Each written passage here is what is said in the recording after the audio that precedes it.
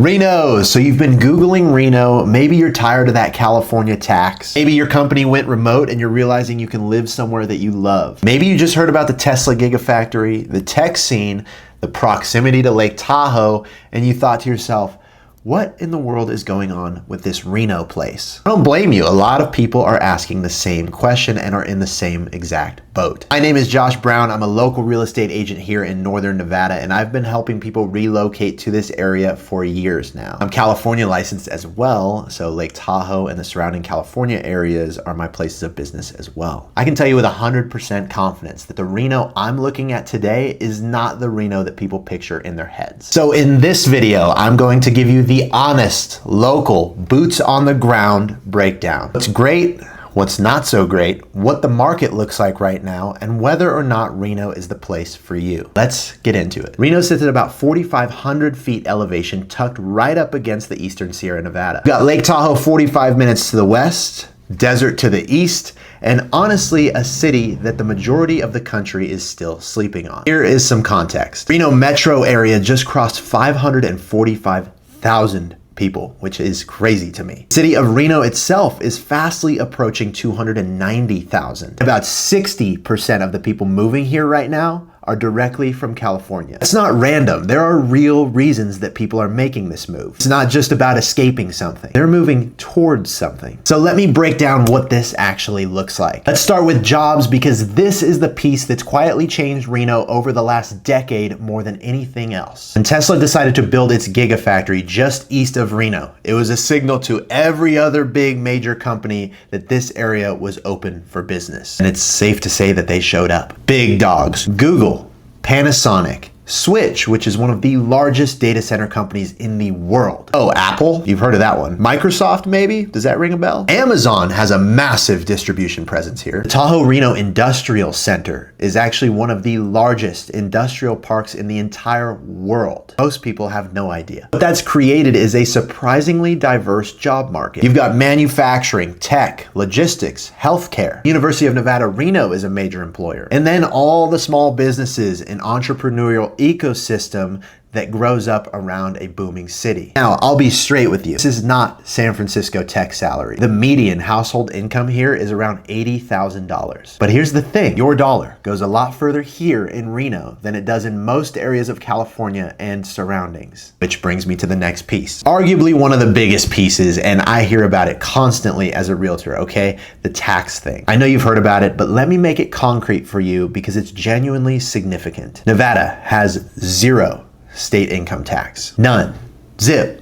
You keep all of it. If you're making $120,000 a year and you move here from California, you are already looking at potentially saving somewhere in the realm of $8,000 to $12,000 just from state income tax. That's real money. A car payment, a vacation, or if you're really smart about it, equity in your home. Now let's talk housing. Median home price in Reno right now is sitting between that $512,000 and around $565,000 mark, depending on the source that you check. And yes, that's gone up significantly from where it sat around 5 years ago. But compare that to the Bay Area, where the median is pushing over $1 million, or even Sacramento, which has its own affordability issues. And Reno still offers real value, especially when you factor in that you're not getting hit with that state income tax every single year. Homes are spending around 70 to 80-ish days on the market right now, in a much more balanced market than what we saw in the 2021 to 22 era. There's more inventory, sellers are negotiating, and buyers have a little more time to think. That's a meaningful shift from where we were. One thing to know, the cost of overall living in Reno runs about 8% above the national average. So no, this is not a super cheap city. It really never was. But when you look at the whole picture and you run all the math, taxes, housing, quality of life, most people who make this move feel like they came out ahead. Let's talk a bit about the weather and the outdoor lifestyle, one of my favorite parts. Well, the outdoor piece, not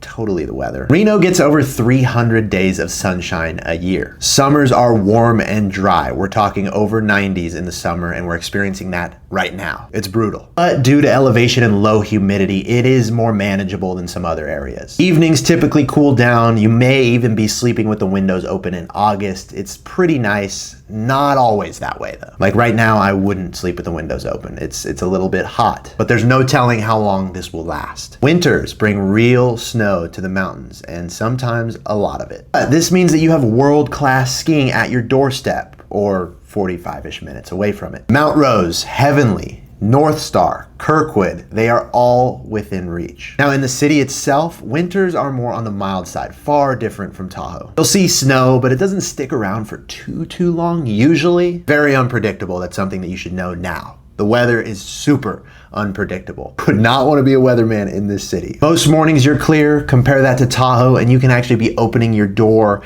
into an igloo, essentially. And hopefully you love shoveling. Now, it's not to say that you won't ever have to shovel snow in Reno. It definitely exists, but compared to Tahoe, much more manageable. And my favorite part, here's the outdoor lifestyle piece that most people don't realize until they live here. Got the Truckee River running right through the middle of downtown. Bike trails, hiking trails, kayaking, literally directly from the city. And one of the most beautiful parts is Lake Tahoe is no longer a vacation for you. It is now just on your weekend schedule, which is an amazing thing and definitely something I took for granted. I knew right away that I took living here for granted when I lived in San Diego, and people would say, I cannot wait to visit Lake Tahoe one day. That is on my dream bucket list. And in the back of my mind, I was thinking, I literally lived 30 minutes away from Lake Tahoe for my entire life. Now that I'm back, I enjoy the heck out of it. You don't have to plan a trip to Tahoe anymore. You just get in the car and go. I know people who had moved here from Southern California who had never seen snow before, and within 6 months they were hitting the slopes skiing. They bought a paddleboard, they started trail running, all of the things. The lifestyle here has a way of pulling you in, and it's a beautiful thing. Another honest note on weather. Reno is windy, particularly on the south end of Washoe Lake. I'm not gonna lie to you, it gets windy here. If you've ever driven through Washoe Lake when it's really windy and you've seen semi-trucks flipped over,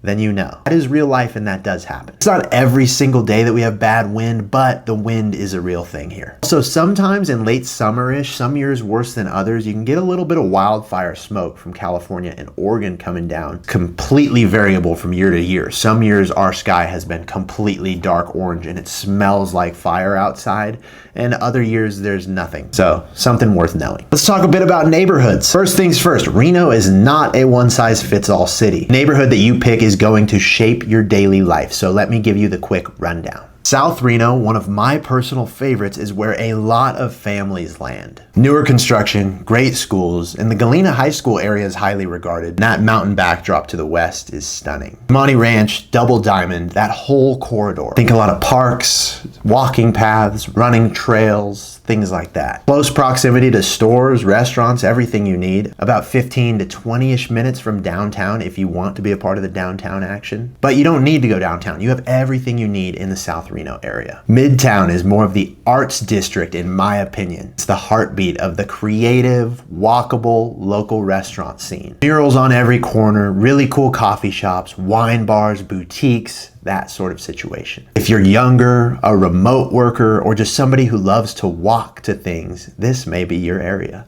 Unfortunately, home prices typically reflect the demand, and if you're looking for a lot of land, Midtown is definitely off of your list. Think pretty central city, old, historic, small, charming spots, but the lot sizes, not the biggest. Collin Ranch in the northwest is established, wooden, a lot of custom homes. Has a far different feel. Quieter, more mature, beautiful lots. Great if you want space and a neighborhood that's been there for a while. Some mature trees, maybe that kind of thing if you're into that. Old Southwest is charming. Mature trees again, older homes with character, close to the university and downtown. I'd say one of Reno's more underrated areas. And then there's Sparks, which borders Reno to the east. People sometimes overlook it, but Sparks offers more value per square foot. Spanish Springs in particular has a very strong community feel with some decent schools. There's a lot more areas to cover, but there's kind of an overview for you, and that's the 30,000 foot view. Here's where I want to give you the agent perspective, not the Zillow headlines. We're in a balanced market right now. Like I said, median prices 512 to 565, give or take. Days on market stretching to 70, sometimes 80 days, but some things are flying within a week. Pricing is super important. That being said, price reductions are happening. Roughly 15 to 30% of listings have seen at least one price reduction, which means sellers are having to get real about where the market currently sits. It's not necessarily a bad sign. It's usually actually a sign of a pretty healthy market. Buyers have leverage right now that they did not have in 2021 and 22. You can negotiate usually, you can ask for repairs, you can take your time a little bit more, but I don't want to say that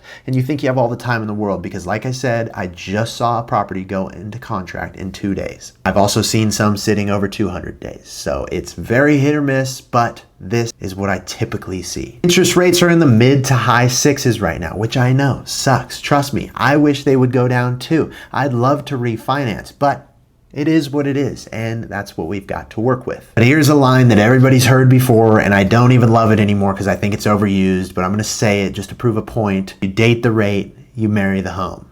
Gosh, I don't love saying that, but the point still stands. You buy the home, you maybe have a higher interest rate for a little while. Once they come down, which they will eventually, they have historically always gone up and down. You hold on to the house long enough, you will see them come down and you can refinance. Bottom line on the market is I don't see a crash coming anytime soon in Reno personally. My opinion. The fundamentals here are too strong. People keep moving here, inventory is limited, and the economic base is growing rapidly. It's not a wild seller's market either, it's a real market, and this is actually a good thing. Now let's get into some honest cons. I promised you honest, so here are some things that I personally want you to know before going in, because I'd rather you be fully prepared than to be blindsided after you've moved. No one wants that. First off, traffic and growing pains. Reno is growing fast and the infrastructure is trying to play catch up a little bit. There's a lot of construction. It seems to be everywhere. McCarran,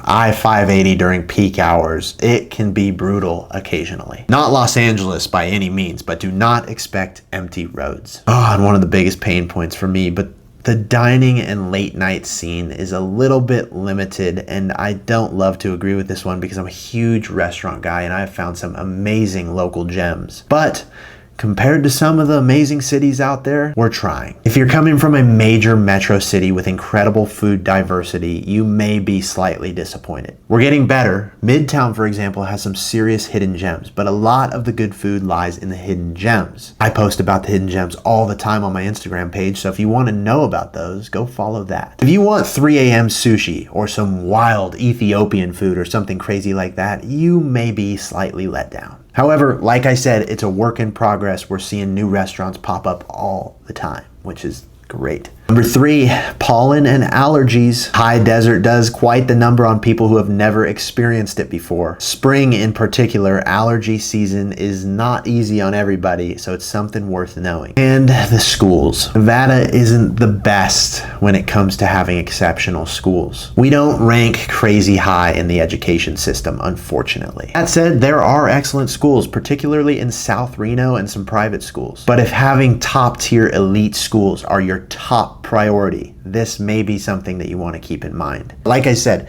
there are still some amazing schools, and I know plenty of people who have been completely satisfied with their schooling experience with themselves and their kids. If schools are your top priority, I would do a little more research on the neighborhood level rather than the city level as a whole. None of these are typically deal breakers for most people, but I'd rather tell you now and have you be aware than call me in a year later and be completely surprised and irritated at me. So look, Reno is not perfect, but no city is perfect. What I've seen over and over again in a bunch of different beautiful scenarios is a ton of people that have taken the leap of faith and found the thing that they didn't even know they were looking for. Outdoors, the space, the freedom, the financial breathing room. A city that's growing but still has that small city feel where you may run into people you know. If you're considering a move to Reno, whether that's tomorrow or in a few months or a few years, I would love to be a resource for you. I do free consultations. We can talk neighborhoods,